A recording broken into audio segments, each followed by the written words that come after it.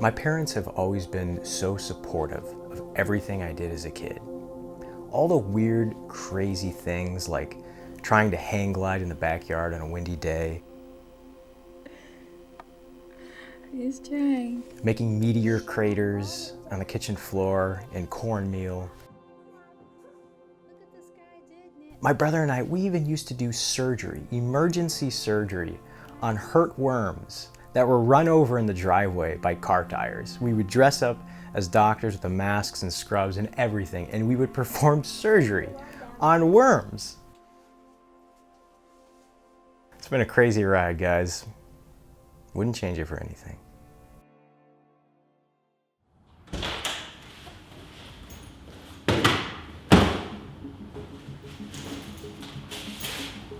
Throughout all of my life, my dad has always shared with me and my younger brother his passions and his interests in science and physics. Whether it was making model tornadoes on the kitchen table or receiving gyroscopes as a Christmas present. Those shared interests have had a lifelong impact on me. When I was about 7 years old, my parents took us to go see the Blue Angels perform in Fort Wayne, Indiana. And already having a deep fascination for aviation and all things flight, this was a life-changing experience for me. It was around this time that my dad told me about how when a fighter jet breaks the speed of sound, or any object for that matter, it creates this explosion of sound, a shock wave, a sonic boom. And probably after about 50 to 100 questions in a row that I probably asked him, he told me that a whip also breaks the speed of sound. When you hear the crack of a whip, that's the same physics on a smaller level. All the things that my dad ever taught me about science, the whole sonic boom thing really stuck with me. But in addition to that, you could actually hold something in your hand that breaks the speed of sound, and that just stuck with me, and I was so intrigued by that. Light travels at different speeds through substances of different densities. And because of this, we can actually observe a disturbance there, distortions in those light waves. We can see this if we have a glass of water and we stick a straw in it. It looks like the straw is bent, but it's really not. It's the light passing at slower speeds through that water because it's more dense than air, giving the appearance that that straw is bent. The same thing is happening when something is traveling faster than sound. All of these pressure waves build up in front of the object, and there's an intense pressure difference isolated in one tiny area. And we can see these disturbances. It's beautiful. If you fire up the grill, you can see that shimmery heat coming off even if there's no flames. If there's a hot car parked in the driveway and you can see that heat coming up, that's what's going on. It's a pressure difference. It's a beautiful example of fluid dynamics at work. Fast forward to July of 2011, I had become pretty involved in photography as a hobby. And I actually had a Canon T3i. It was my first DSLR camera.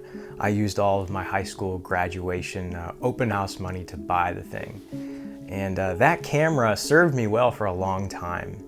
And I remember the day that I learned that it could shoot photos at 1/4000th of a second shutter speed. As soon as I became aware of that fact, I thought to myself, like, all those little ideas of breaking the speed of sound, a whip breaks the speed of sound, and those images that I've seen of fighter jets with those distorted light waves. And I thought, man, maybe this could do it. Is 1/4000th of a second shutter speed fast enough? I want to try to capture those shock waves with this camera. I thought the easiest way to do it would be to crack a whip. But I thought, where in the world am I gonna get a whip? I had no idea, so I made this. Drumstick handle, duct tape thong, duct tape bellies, and twine. And twine was used for the cracker. Unfortunately, the experiment failed. I don't think 1/4000th of a second was quite fast enough to capture shock waves created by that whip when I was cracking it. I didn't know what I was doing. I had no clue. My whip was trash. I couldn't crack it very well, and the experiment failed. But what it did do was it got me curious. Who cracks whips? Who makes whips? How's a real whip made? I kind of let the experiment go, but it introduced me to the world of whips.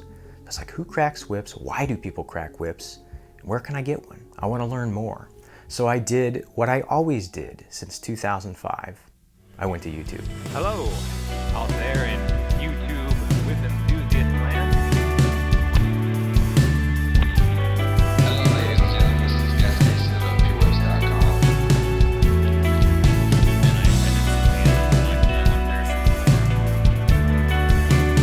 What I found on YouTube absolutely consumed my world, and I was so excited about this new established interest. And I started telling all my friends, guys, I'm getting into whips. I'm getting into whips. This is crazy. This is fun. This is cool. Cracking whips is awesome. And I've always kind of been known as that guy who is into crazy, weird, random things. And my friends know me pretty well, so they weren't really that surprised about it, to be quite honest. One of my friends told me, after I disclosed my whole newly found interest in whips and whip cracking and whip making, he said, I got an older brother who went through a heavy Indiana Jones phase in high school. And I think he might actually have some whips left back at the barn at my house. And I got so excited. And these were whips that he had made. So a few days later, Josiah pulls in the driveway, it's 11 p.m., and he brings out these whips that his brother made. And he's got a big box of them, and I'm holding these whips, and this is the first time I have ever held in my hand, plaited whips. These, as far as I'm concerned, these are beautifully handmade whips. And I was just even more intrigued and sent over the edge. There was no turning back at this point. So here we are, Josiah and myself, we're cracking whips in the driveway, making a ruckus. It's 11 p.m. I'm sure the neighbors loved us even more. So at this point, one thing led to another, and as the story goes, I started making my own whips. And I went online and I searched on different forums. There was Instructables.com. Of course, I turned to YouTube, which I got a lot of information from. A name I want to mention, Bernie Wojcicki of Australia, the late Bernie Wojcicki, God bless him. He is who I consider to be the father of YouTube whip tutorials. If it weren't for Bernie's videos and his generosity, he had some hour-long, 2-hour-long videos that I learned so much and applied to my own nylon whip builds. And if it weren't for him, I don't think that I would be here as a whip maker.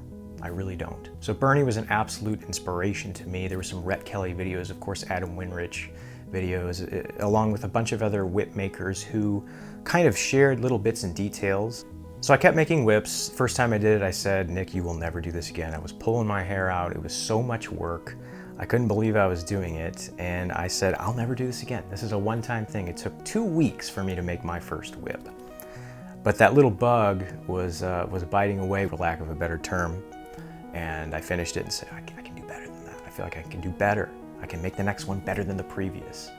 And I did. I made another one and another one. And by my 5th whip, I sold it on eBay for $50. And I thought to myself, you know what? Somebody, a stranger, bought this thing from me. They don't know me, but they thought it looked good and they like it. And they bought it. And I thought, I think this is something I could do. And I kept doing it. I kept making more and selling more. As the weeks went on and months went on, I kept making more and more whips, and I felt like I was really kind of getting the hang of it. I felt more confident in my plaiting. I felt like my weight distribution, the way the whips were rolling out, were really improving, and I was so excited. That satisfaction of growing in a certain field was really powerful to me. It was very inspiring to me. It kept me going. It's a beautiful craft that you can get feedback from because you get to use it in the end and get that insight. And I love that about whips. It was around this point where I decided I'm gonna make a YouTube channel. Hey guys, this is Nick here. This is my latest paracord bullwhip with a herringbone.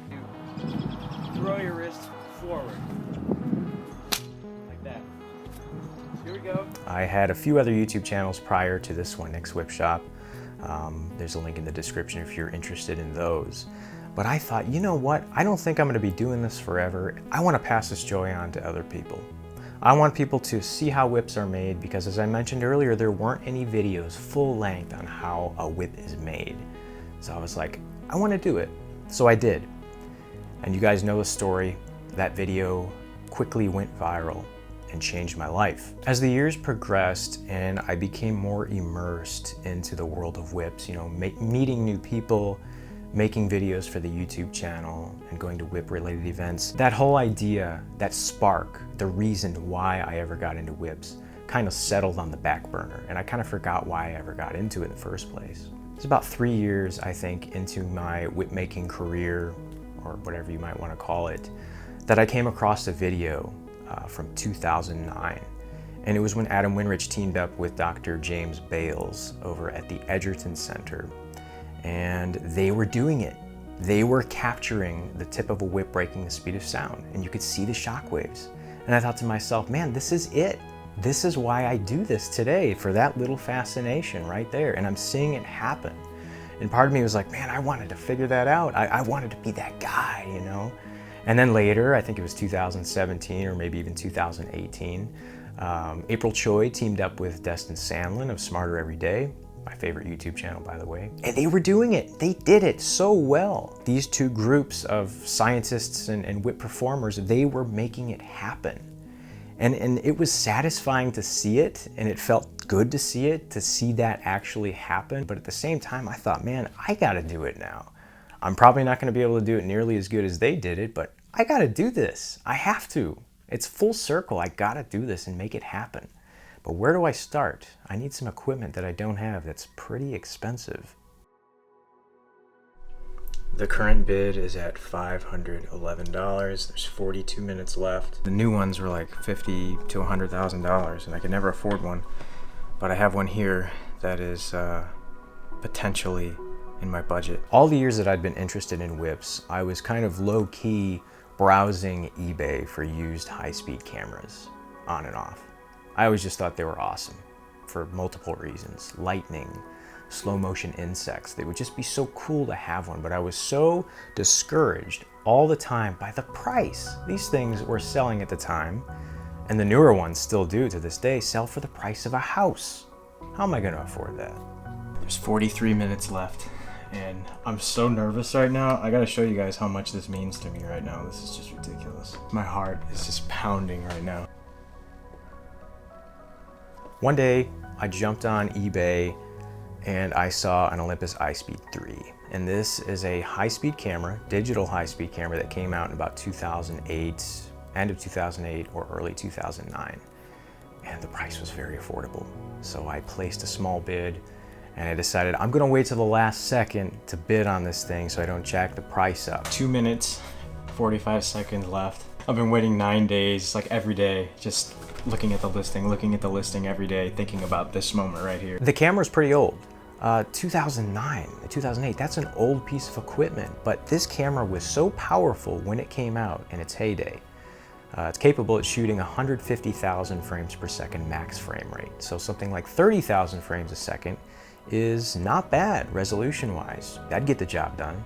15 seconds, 14 seconds, 3, 2, 1. Just like that, all at once, the first step to capturing this dream shot became real. Woo! I got it, guys. Let the adventures begin.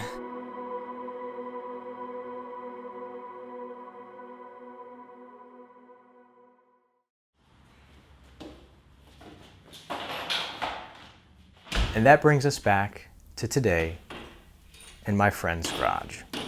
Today's the day. There were a couple of other pieces of equipment that I needed to purchase. One was a 12-inch parabolic mirror, which is a telescope mirror. It's basically a mirror that's a bowl shape. And the second was a strong source of light to shine at that mirror. Of course, I went back to eBay to find those two pieces of equipment, and I got them at an excellent price. It was a steal, and I'm so happy I was able to find them. I decided to use the Schlieren imaging technique for this, even though I didn't initially plan to do that back in 2011. I was basically aiming the camera at the whip. I decided to use that method for this attempt, because I've seen the results. Destin, James Bales, it works. It works. What is Schlieren? Schlieren is a form of photography where you have that parabolic mirror and you have a light source. So you take that light source and you shine it directly at this mirror. And right where the focal point is, where those rays of light converge, you can see the fog there that I've introduced in the room so you can see that focal point. You take a razor blade or a sharp object. And what that does is it splits those light waves equally in half and causes something called refraction. Doing so allows us to see shadows of where those air densities are, and it's a wonderful way that we can see shock waves. Next, we take the camera, set it behind that razor blade, and there we have it. We can see a beautiful interpretation of those air densities through this Schlieren method.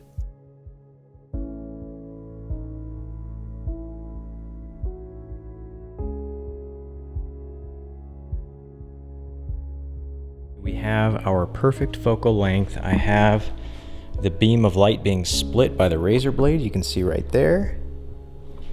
I also have the camera perfectly behind, so the light is being let into the lens. So what we're gonna do now is zoom in. So that looks pretty good. Next thing I wanna do is light a candle. So that will allow us to see a different air density, and this will be a good way to calibrate the focus. There we go.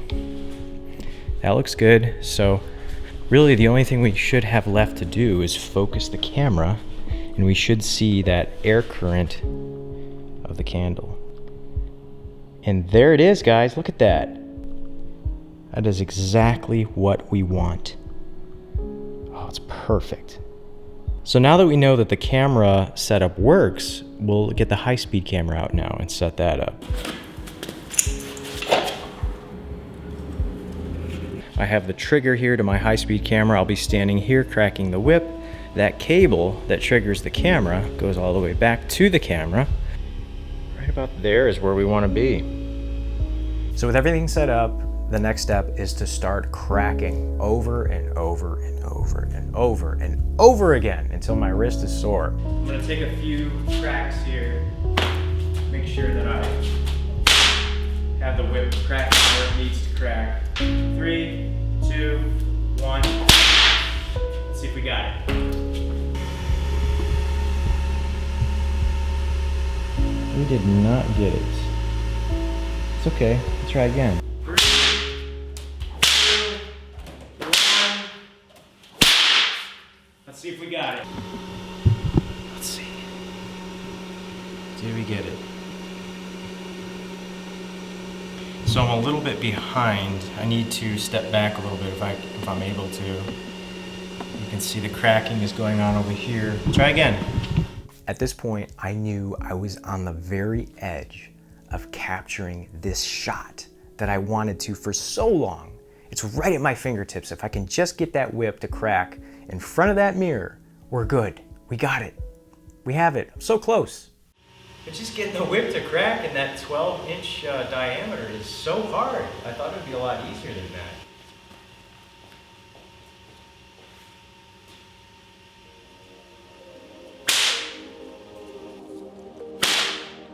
Three, two, one.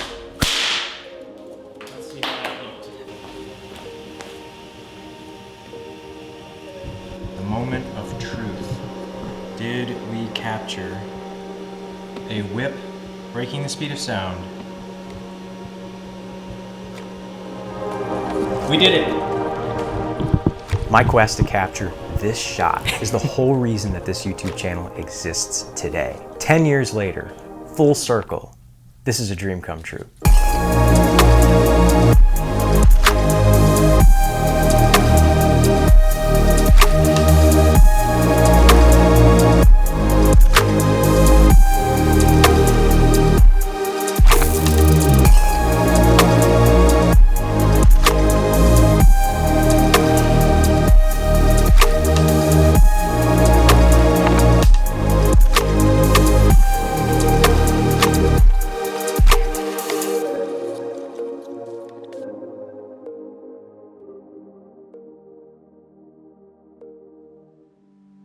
Now I know this has been done before, and please understand, I'm not claiming to be the pioneer of this. There's no way that I could match the results that were done by James Bales or Destin Sandlin. Not a chance, but I'm okay with that. Even though it was already done, I wanted to do it myself for that completion.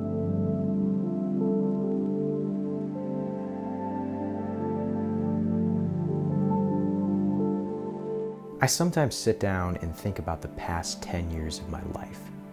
So much can happen in those 10 years.